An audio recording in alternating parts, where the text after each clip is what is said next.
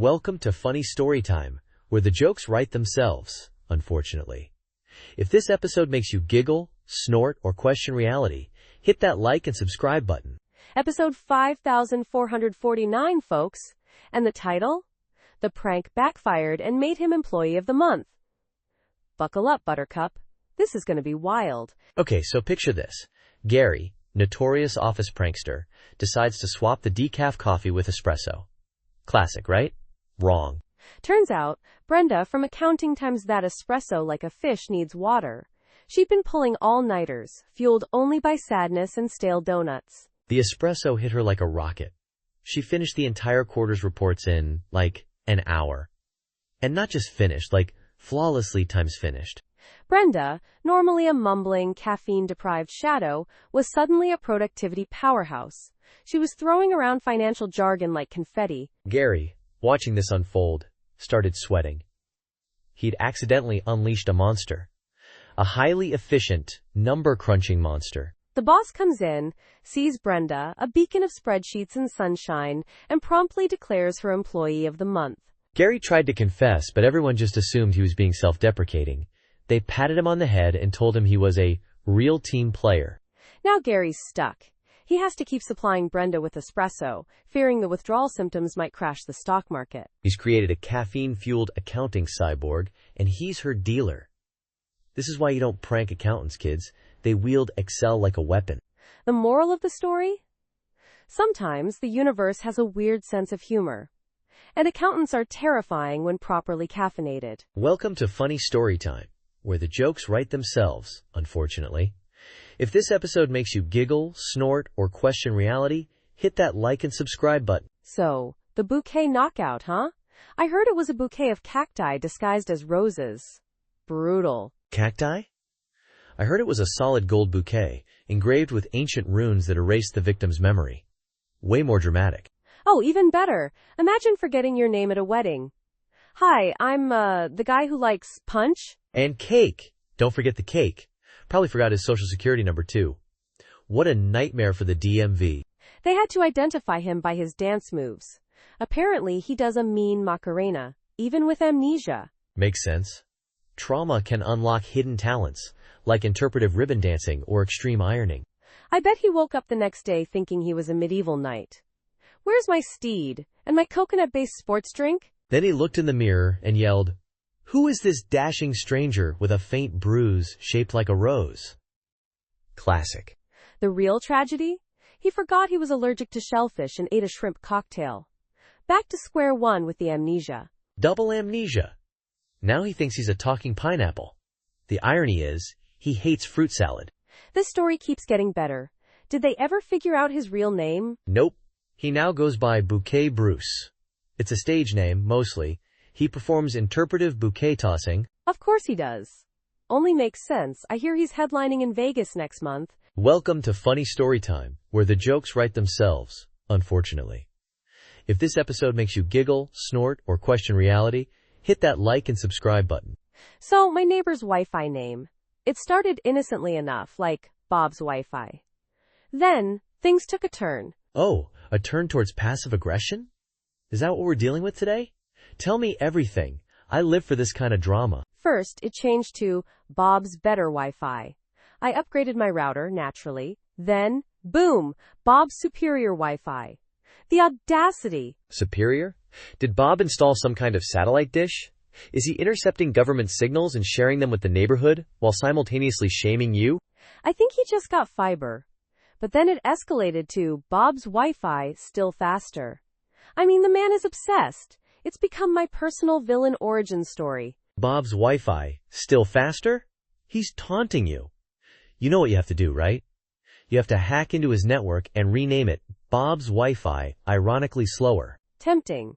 But then he changed it to Bob's Wi-Fi, now with guest access, not for you. I felt personally victimized. Oh, that's a low blow. Bob's playing dirty. You need to retaliate.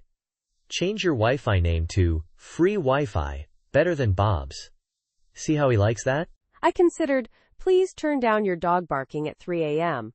But yours is subtler, more devious. I like it. Subtlety is key in Wi-Fi warfare. It's a digital game of chess, Except the pieces are routers, and the winner gets bragging rights and slightly faster download speeds. I'm ordering a new router. This is war, and I'm going to win. My new network name? Not Bob's Wi-Fi. Clearly superior free coffee. Checkmate. Genius. Just make sure you actually have free coffee. Don't want to get sued for false advertising in the midst of an escalating Wi-Fi war. Don't worry, I've got a whole Costco-sized box of instant. This neighborhood's about to get caffeinated and connected, whether Bob likes it or not. Welcome to Funny Storytime, where the jokes write themselves, unfortunately. If this episode makes you giggle, snort, or question reality, hit that like and subscribe button. So, a therapy dog needing therapy. Isn't that like a chef needing a cooking show? It seems redundant, you know? Exactly. It's like a marriage counselor filing for divorce. The irony is thicker than my grandma's meatloaf. Maybe the dog just witnessed too much human misery. Like, it absorbed all the existential dread and now needs to talk it out. My patient keeps saying, "I'm fine." "Qua, I can't take it anymore, doc," barks the therapy dog. Picture that. I bet the therapist is a cat. Just lounging there, judging the dog's emotional vulnerability. Classic cat move. And charging exorbitant fees. 50 treats per hour. No kibble discounts. The dog probably has a support group. Other therapy animals, swapping stories about their messed up humans. My human cries at dog food commercials. "It's exhausting," whines the therapy dog. "I'm dying." Imagine the dog's prescription. Fetch twice a day, belly rubs as needed, avoid squirrels triggering existential crises. It's all fun and games, until the therapy dog starts needing a therapy dog. It's a vicious cycle. Dogception. We're going down a rabbit hole, except the rabbit is a dog, and the hole is filled with chew toys. And the chew toys are filled with existential dread. It's a never-ending chew toy of despair. Someone needs to write a children's book about this. The Therapy Dog Who Needed Therapy. Instant bestseller. I'd read it. Especially if it had pop-up pictures of dogs on tiny couches, talking to cat therapists. Genius. Less than person one greater than. Welcome to Funny Storytime, where the jokes write themselves, unfortunately. If this episode makes you giggle, snort, or question reality, hit that like and subscribe button. So emergency drill turns into an actual emergency. Classic. Reminds me of the time I thought a fire drill was real and threw my grandma out the window.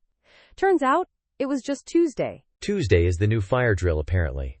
In my case, the emergency was a rogue flock of pigeons attacking the mime who was supposed to guide us to safety.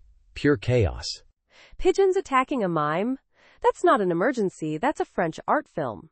Did they at least critique his invisible wall technique? Pigeons are harsh critics, you know. Oh, they critiqued all right. Mostly with their beaks and other end. The mime, bless his silent soul, ended up communicating very loudly, mostly screams. See, I told you. Harsh critics. My grandma only broke her hip. Those pigeons are ruthless. I bet they even stole his invisible baguette. Worse, they stole his invisible birdseed. The irony was palpable, even amidst the feathered fury. I swear one pigeon was wearing a tiny beret and judging his form. A beret-wearing pigeon art critic? This is getting too real. Did they give him a star rating? Like, 2 out of 5 invisible baguettes? 3.5, actually. Surprisingly generous, considering they were actively dismantling his invisible performance space. It was avant-garde, you know. Avant-garde pigeon performance art. Now that's something I'd pay to see. Forget the mime, the pigeons are the real artists here. Exactly. I'm thinking of starting a Kickstarter. Fund the Pigeon Performance Art Collective. We'll provide the berets and tiny critiques written on seeds. High art, baby. I'm in. We'll get rich. Or at least covered in a fine layer of pigeon appreciation. And maybe some stray feathers. It's the price of art, you know. Art is pain.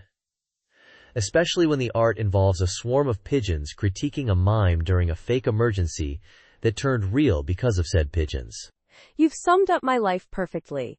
Now, where can I get a tiny beret for my pet hamster? He's been feeling uninspired lately. A housewarming party ending in a noise complaint? And a marriage proposal? That's like a rom-com written by a police officer. More like a horror movie directed by a wedding planner. Imagine the floral arrangements clashing with the police tape. I bet the DJ transitions seamlessly from single ladies to you have the right to remain silent. It's my party and I'll cry if I want to, because I'm under arrest. Classic. Maybe they were playing charades, and the proposal was just a really intense interpretation of asking for directions. Or the noise complaint was actually about the groom-to-be's awful karaoke rendition of Bohemian Rhapsody. Talk about a mood killer. Plot twist. The neighbors called the cops because of the proposal. Too much romance made them nauseous.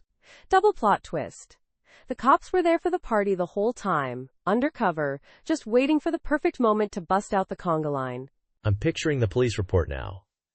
Suspect proposed with a ring pop. Victim accepted. Noise levels reached deafening decibels of AW. Witnesses reported seeing the happy couple being escorted into the police car, sharing a romantic bag of chips confiscated from the party. They probably registered for bail money at Target. Practical. And their wedding hashtag? Hashtag partytillthepolice.com. Genius. I bet the best man's speech was just him reading the noise complaint aloud. And instead of throwing rice, the guests threw crumpled up noise complaints. This is why I can't go to housewarming parties anymore. Too much excitement. My heart can't take it. Next time, let's just stick to a quiet game of online bingo. Considerably less chance of a SWAT team showing up. So there I was, face to face with Dr. Phil's long-lost twin. Except this guy specialized in anxieties caused by garden gnomes. And after 45 minutes of me rambling about the gnome uprising, he just sighs. Gnome uprising? Is this like a sequel to the Attack of the Killer Tomatoes but with tiny bearded statues? I'd watch that. It's less attack and more intense staring contest. Anyway, Dr. Phil 2.0 sighs and says, I just don't know what to do anymore. Maybe you have some advice? Wait, the therapist asked you for advice? That's like a chef asking a toddler for cooking tips. Did you at least charge him your hourly rate? I should have. Instead, I panicked and told him to try talking to the gnomes. You know, offer them tiny cups of tea, negotiate lawn boundaries. The usual. Did he take your advice? Did he set up a tiny gnome table with miniature scones and crumpets? I need details. He scribbled it down in his little notepad. Said he'd try gnome negotiations first thing tomorrow. I haven't slept since. I feel responsible for the fate of his sanity and his lawn. You've created a monster. Or, more accurately, you've potentially unleashed a horde of tiny ceramic monsters upon the unsuspecting suburbs. Bravo. I know, right? I'm expecting a call from the president any day now. He'll probably want to appoint me as the Secretary of Gnome Affairs. It's a heavy burden. I think you mean Secretary of Gnomeland Time Security. Come on, even times know the proper terminology for tiny terracotta dictatorships. Oh, you are right. I'll need to brush up on my gnome-litical jargon. This whole thing is getting out of hand. I blame the gnomes. And Dr. Phil 2.0. And maybe the tea. You know what they say? A watched gnome never boils. Or something like that. I don't know, I'm not a gnome proverb expert. Neither am I. But after this experience, I think I'm well on my way. You're gonna write a self-help book, aren't you? No More Worries, a guide to inner peace through ceramic diplomacy. I'll make millions. Then I can buy my own army of gnomes. Trained in the art of psychological warfare naturally. Less than person one greater than welcome to Funny Storytime. Where the jokes write themselves, unfortunately. If this episode makes you giggle, snort, or question reality, hit that like and subscribe button. So, dating someone chill, right? I thought it meant we'd have relaxing evenings with herbal tea. Turns out, it means they'll watch me wrestle a raccoon for the last trash bag while eating popcorn. Oh, they're a spectator sport kind of chill. Mine? My chill ex watched a rogue Roomba attack my cat and just murmured, vibes. Like, dude, help! Vibes? My raccoon incident was at least 3 a.m. The Roomba attack? During daylight hours. Zero excuse. Some people are just emotional support furniture. Exactly. Emotional support furniture with excellent Wi-Fi. I mean, mine even offered the cat emotional support after it was sucked halfway into the Roomba's dustbin. See, that's thoughtful. My ex just analyzed the raccoon's fighting style. Said it had potential but lacked finesse. Like, what? It's a trash panda, not a ninja. Mine started a GoFundMe for the Roomba's emotional trauma. Seriously. Claimed it was suffering from existential dread after the cat incident. The cat was fine, by the way. My ex wrote a haiku about the raccoon. I kid you not.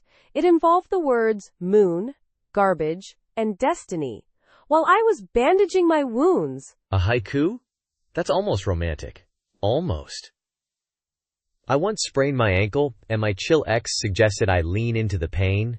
Like, bro, I'm leaning into the Uber to the ER. I'm starting to think chill is just code for emotionally unavailable lizard person wearing human skin. It's the only logical explanation. You might be onto something. Next time, I'm asking potential dates how they'd react to a spontaneous kitchen fire.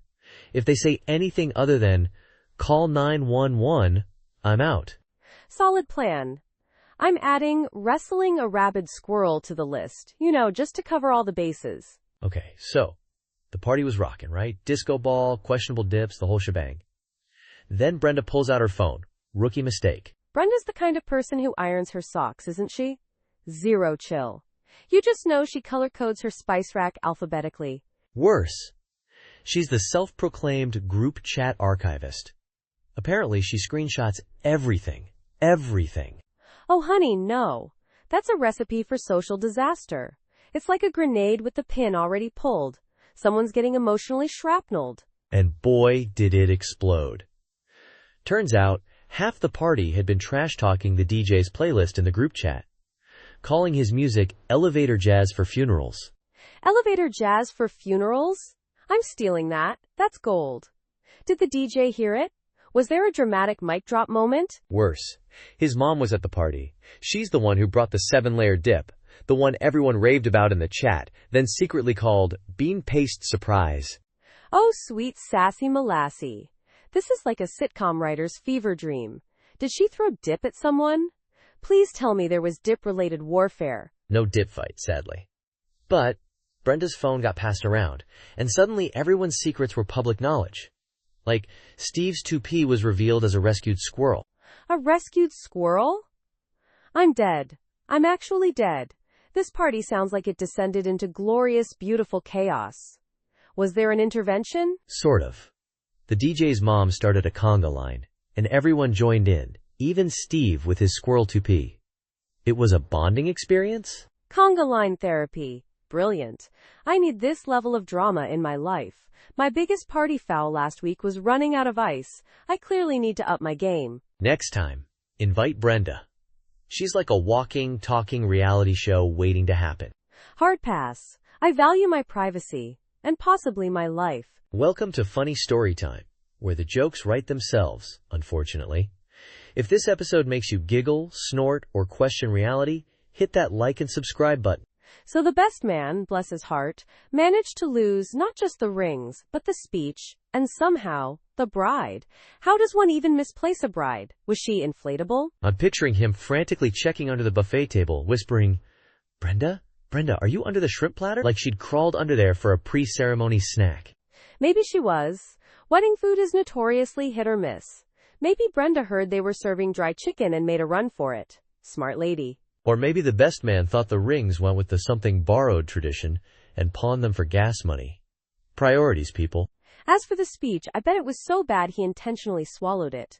Like a magician making a bad trick disappear. Poof! No more embarrassing toast. It could have been a scroll, and he accidentally lit it with the ceremonial unity candle. Instant dramatic tension, but not the good kind. My theory is the bride, rings, and speech were all abducted by aliens. The best man was just covering for them. Nope, haven't seen Brenda. Or those shiny things. Or that paper. The real twist? The best man times the alien.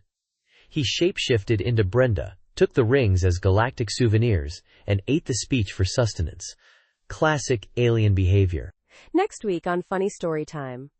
The caterers were replaced by highly intelligent squirrels who only served nuts. And everyone was surprisingly okay with it. Don't forget to subscribe for more tales of marital mayhem and nut-based cuisine. Less than person one greater than welcome to Funny Story Time, where the jokes write themselves, unfortunately. If this episode makes you giggle, snort, or question reality, hit that like and subscribe button. So, part 11 of 10? This is already weirder than that time I saw a squirrel wearing a tiny business suit. And it had a briefcase. Seriously. Right? It's like those Russian nesting dolls of plot twists. You think you're at the end, but BAM! Another, smaller, more absurd plot twist emerges. Like this plant promotion. I mean, Phil the philodendron is now Senior Vice President of Photosynthesis. He got a corner office, better lighting, and a dedicated watering can. What does an intern even do these days? Apparently, interns now report to Phil. They fetch his fertilizer, rotate him for optimal sun exposure, and sing him lullabies during his dormant period. It's rough out there. And don't forget the mandatory Phil Talks, where he lectures about the importance of chlorophyll and proper drainage. I heard attendance is mandatory, even for the CEO. You'd think the CEO would be upset, right? Nope. Apparently, Phil's leadership has tripled productivity. Stock prices are through the roof. Who knew a fern could be so motivating? They say he has a real knack for growth. I just hope he doesn't start demanding stock options and a company car. A tiny little convertible for his pot, maybe? He'd probably demand organic fertilizer, a chauffeur, and a lifetime supply of aphids. And an assistant to mist his aerial roots, obviously. Speaking of assistants, I heard the intern quit. Said he was tired of being overshadowed by foliage. Now he's working at a rival company. They sell plastic plants. The irony is palpable. He's gone from real plant subservience to fake plant supremacy. It's a lateral move, at best. Maybe even a downgrade. He'll be back. Everyone comes crawling back to Phil eventually. He's got that certain leafy charisma. Welcome to Funny Story Time, where the jokes write themselves, unfortunately. If this episode makes you giggle, snort, or question reality, hit that like and subscribe button. So part 12 of 10? That's some advanced math right there. Reminds me of my vacation where I visited a dimension with fractional timelines. Good times. Fractional timelines? Was that the one where you brought back that souvenir snow globe filled with existential dread? I still can't look at it without questioning the meaning of Tuesdays. No, that was a different trip. This one involved a UFO photobombing my selfie with a three-headed squirrel. Classic vacation shenanigans, you know? Oh, just the usual. Three-headed squirrels are notorious photobombers. There's a whole documentary about it. National Geographic, I think? Or maybe it was the Squirrel Channel. You're thinking of When Squirrels Attack 3, Revenge of the Nut. The documentary is called Three Heads Are Better Than One, A Squirrel's Guide to Photobombing. Right. I get those mixed up.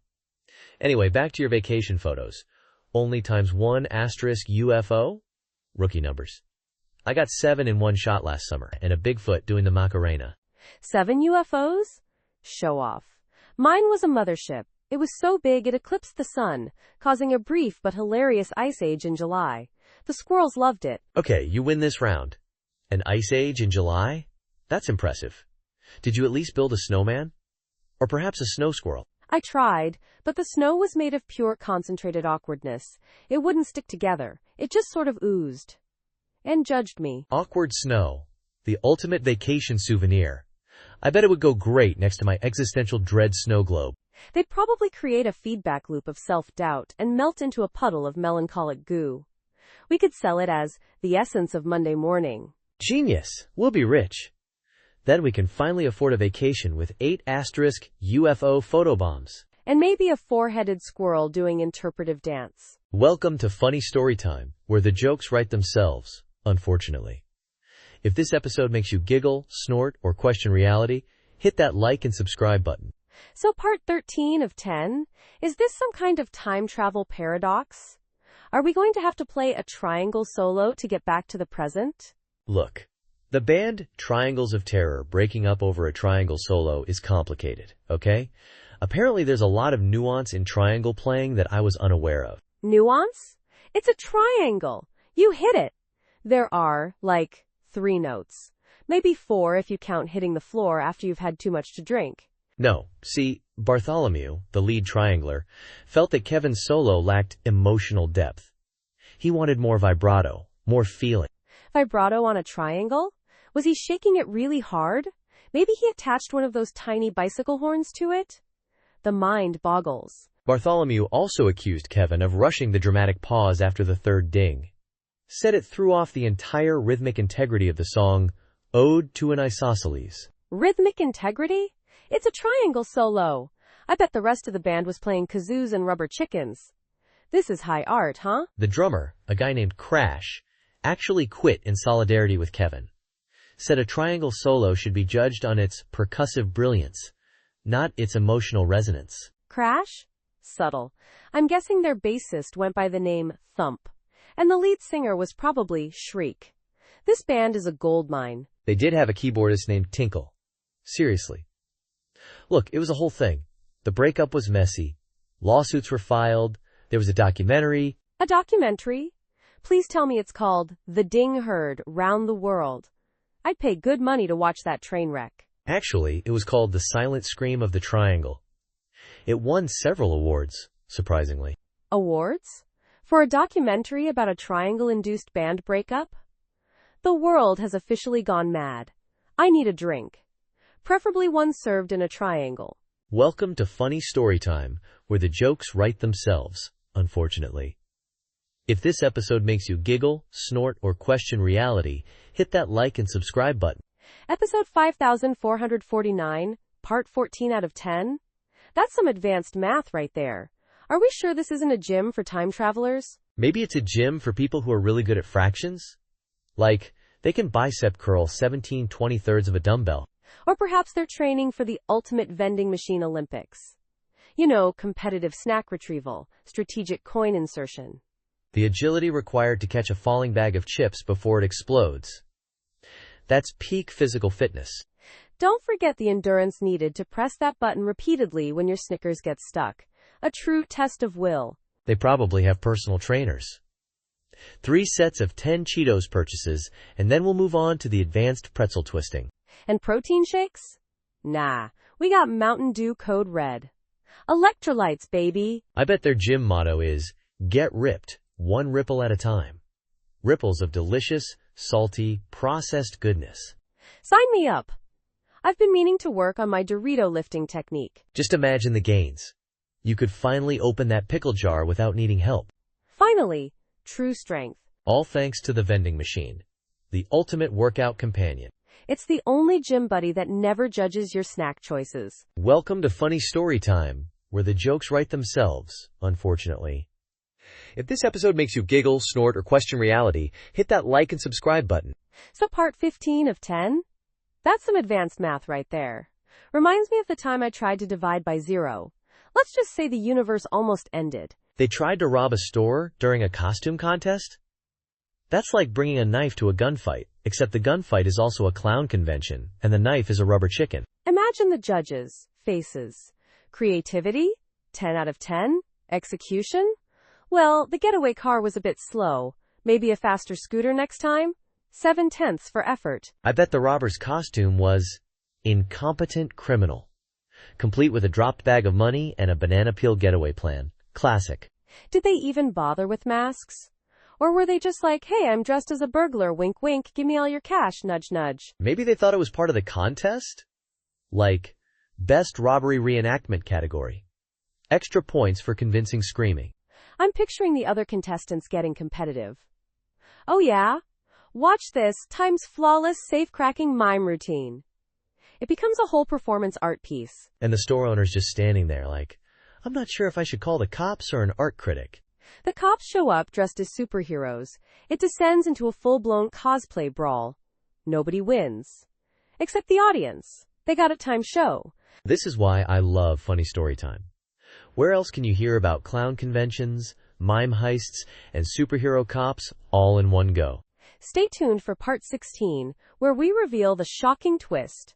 The whole thing was orchestrated by a rogue troupe of competitive knitters. Oh, I can't wait.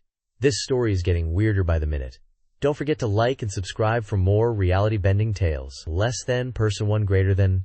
Less than, person one greater than. Welcome to Funny Storytime, where the jokes write themselves, unfortunately. If this episode makes you giggle, snort, or question reality, hit that like and subscribe button. So, part 16 out of 10? This is already weirder than that time I saw a squirrel wearing a tiny top hat. 16 out of 10 just means it's asterisk extra times official. Like, official mecker than a triple-stamped, notarized, carrier pigeon-delivered document. Makes sense. So what's the deal with this compromise of being wrong thing? Sounds like my dating life. Imagine arguing about whether the sun is a giant lemon or a cosmic disco ball. The compromise? It's a lemon-shaped disco ball that plays polka music. See? Wrong, but together. Polka music? That's where you crossed the line. Everyone knows the sun is clearly a grapefruit playing smooth jazz. It's basic astrophysics. Oh, please. Grapefruit? That's so last millennium. Current scientific consensus leans towards a giant pineapple that recites Shakespearean sonnets. Sonnets? Okay, you've lost me. Maybe the compromise is that the sun is a celestial jukebox playing requests? Still wrong, but at least it's interactive. Interactive, but still radiating pure wrongness. I once knew a couple who argued about the color of a banana. Their compromise? It was plaid. Plaid! Plaid bananas. You know, I'm starting to think compromise isn't all it's cracked up to be. Maybe we should just embrace the chaos. Embrace the chaos. Paint the town plaid, and declare the sun a giant, singing kumquat. Who's with me? I'm in.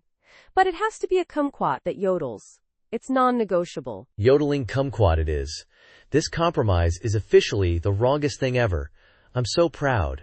Me too. We've reached peak wrongness. Someone get us a medal made of plaid bananas, of course. And powered by a lemon-shaped disco ball playing polka. Obviously. Now we're talking. This is why we're 16/10ths. Pure, unadulterated wrongness. It's beautiful. Welcome to Funny Story Time, where the jokes write themselves, unfortunately. If this episode makes you giggle, snort, or question reality, hit that like and subscribe button. So, dinner party, right? Everything's going fine, polite chatter about the weather, and then, bam! Lasagna gettin'. It wasn't just Time's lasagna.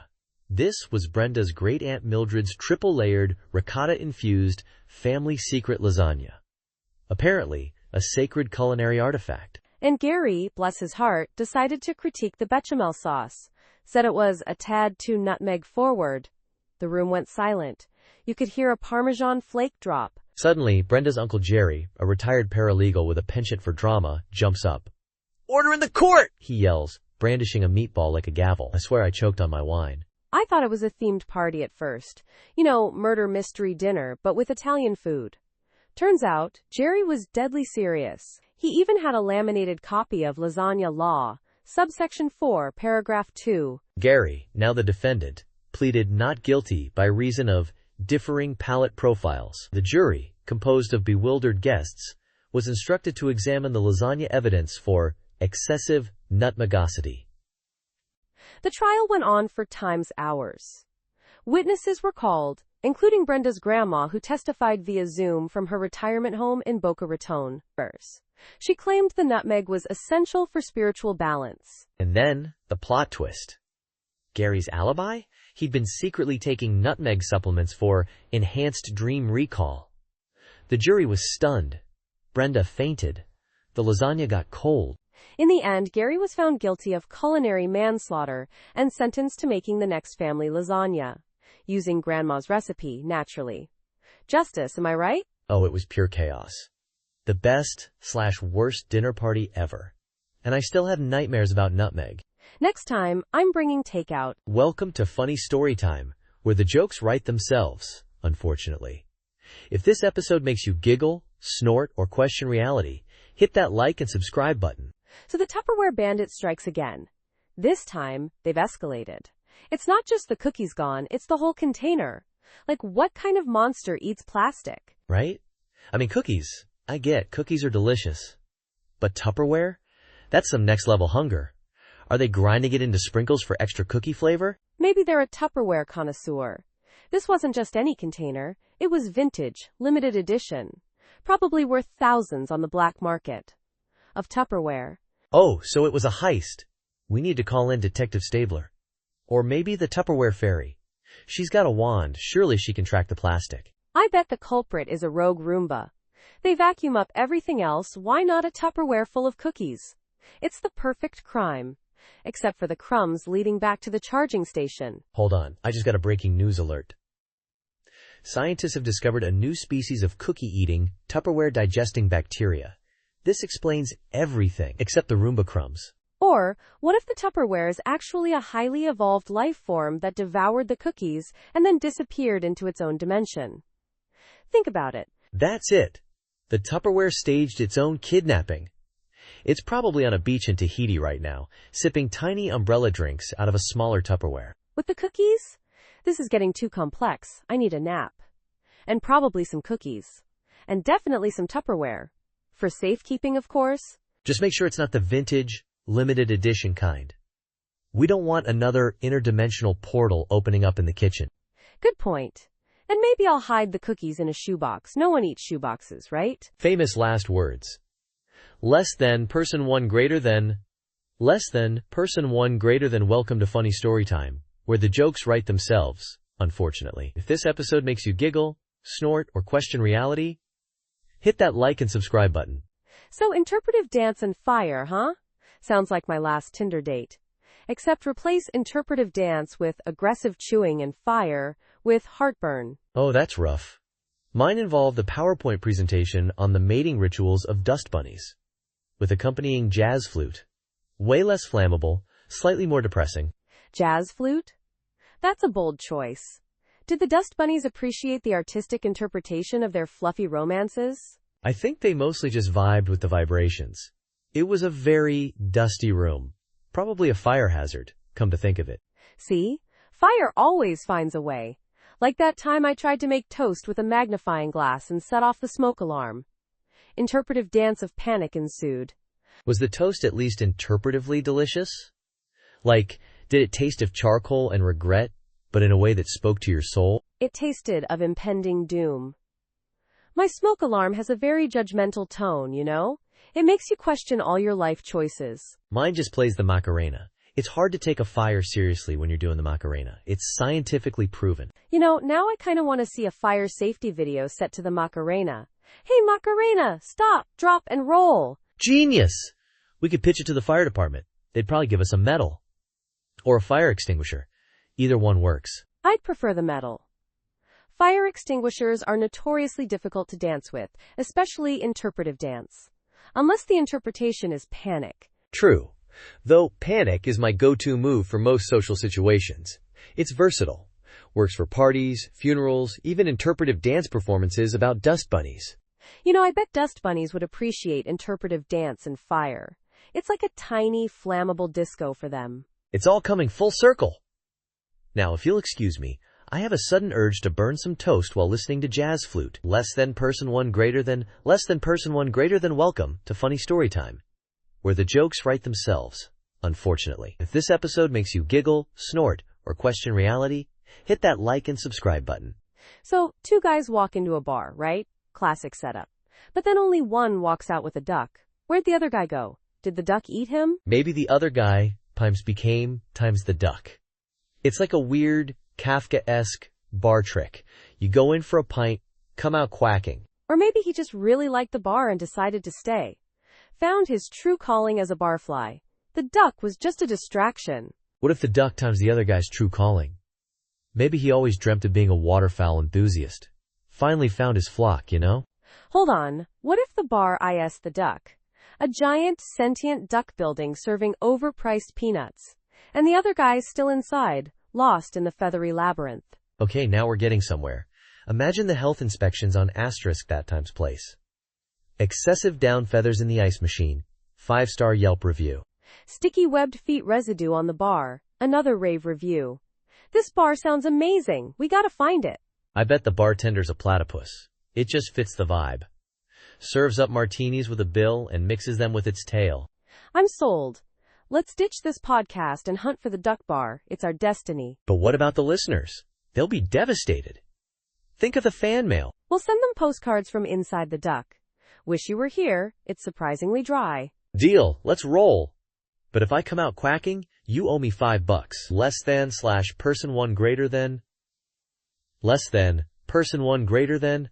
Thanks for surviving that ridiculous ride with us. Remember, laughter may not solve everything, but at least it gives your abs a workout. Until next time, keep questioning reality, preferably out loud and in public. Bye-bye.